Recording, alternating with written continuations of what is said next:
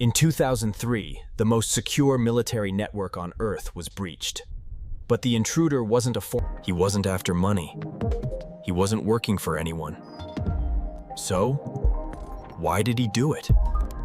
To understand this story, we have to go back to a small town, and a boy who saw the world differently. His name was Alex Turner, 17 years old. No friends, no sports, no social life, just a fast. Every time a door closed, he wanted to know what was behind it. He wasn't a criminal, at least not yet. He was a digital explorer, driven by curiosity. That curiosity would soon cross the line into something no one had ever dared before. On the other side of the world sat the largest intelligence network in human history, the Pentagon's Defense Information System.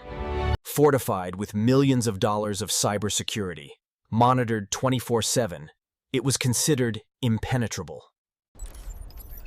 But Alex had found something most professionals missed. A crack hidden in plain sight. A misconfigured test server left open by accident. One mistake in a sea of perfection. He knew what he was about to do was illegal. But curiosity has a way of silencing reason. With one keystroke, he crossed into forbidden territory.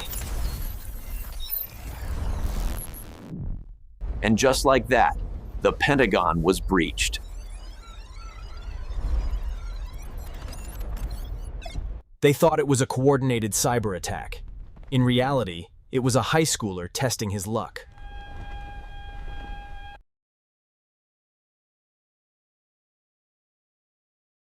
At first, nothing happened. Then he saw it: directories, files, classified data. He had actually done it. Inside the Pentagon, chaos erupted. No one could trace the source. The signal bounced through dozens of proxies. He didn't open them. He didn't need to. The thrill was in the access itself. Outside, the world carried on. Inside, a digital ghost wandered freely through America's most secure systems. For him, this wasn't hacking. It was discovery. A puzzle he had finally solved. The Pentagon called it a critical breach. They believed a foreign intelligence agency was responsible. The investigation spanned continents, but every trace led nowhere. While global agencies searched for a phantom, the real culprit was sitting in third-period calculus. Then, months later, they found something. A small, consistent pattern hidden deep in the traffic logs. It wasn't much, but it was enough. They didn't expect a teenager. They expected a spy. When they told him who they were, he didn't even run. He just said, "I didn't think it would actually work." And no secret servers, no accomplices, just one outdated computer and a boy who outsmarted the world's best. It wasn't a hack born of malice. It was genius born of ignorance. They asked him why. His answer was simple: because I could. The Pentagon confirmed no data was stolen. But their pride was. They had been fooled by a teenager.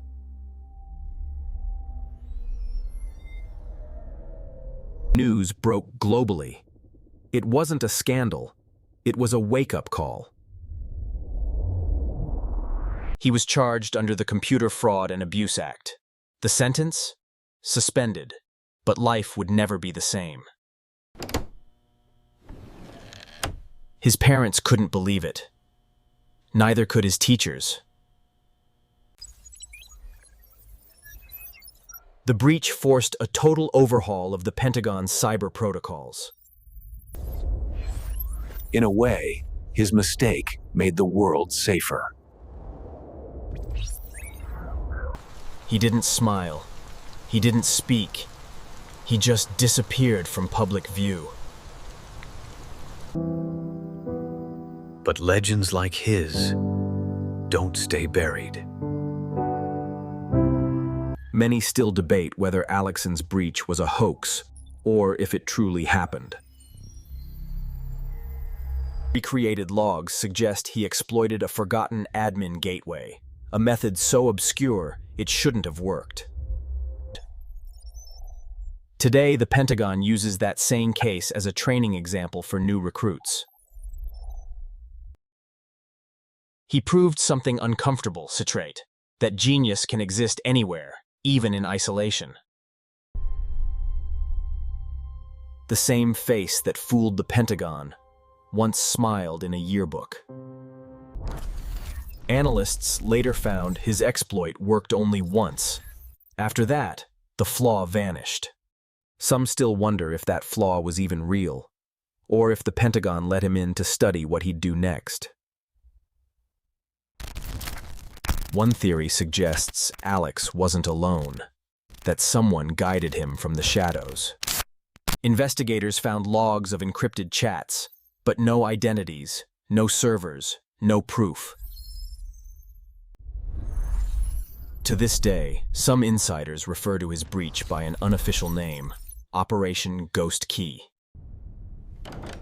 We learned more from that kid than from any training program, one analyst said. After his trial, Alex reportedly moved abroad, studying cybersecurity, still froze, legally this time. Ironically, the boy who broke the rules now teaches others how to protect them. Years later, he wrote online under a pseudonym, reflecting on his actions. Was he a criminal or a visionary ahead of his time?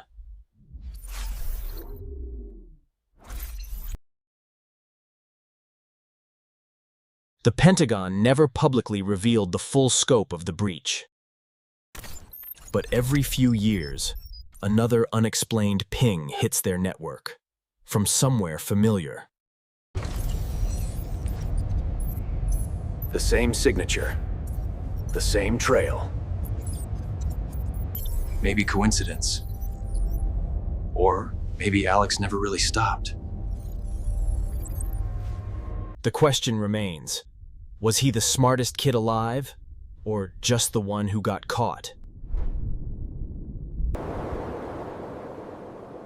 The Pentagon likes to believe its walls can't be breached again. But walls mean little when the enemy already knows the blueprint. In the end, it wasn't a battle of firewalls or passwords to Ferzidas. It was a battle of imagination. A boy's curiosity exposed a system's arrogance. He didn't take money. He didn't destroy data. He simply proved he could. And just like that, he disappeared brief, leaving behind a question that still haunts experts today. He's back? Because every time the Pentagon sees that same signal, they remember the boy who once fooled them all. Maybe Alex is gone. Or maybe he's still out there watching, waiting, testing the limits once again. Because genius doesn't always build walls.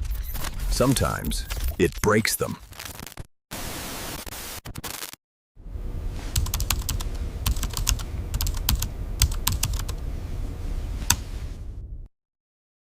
If you want more true cinematic stories like this, subscribe for the next mystery. Because reality is stranger than fiction.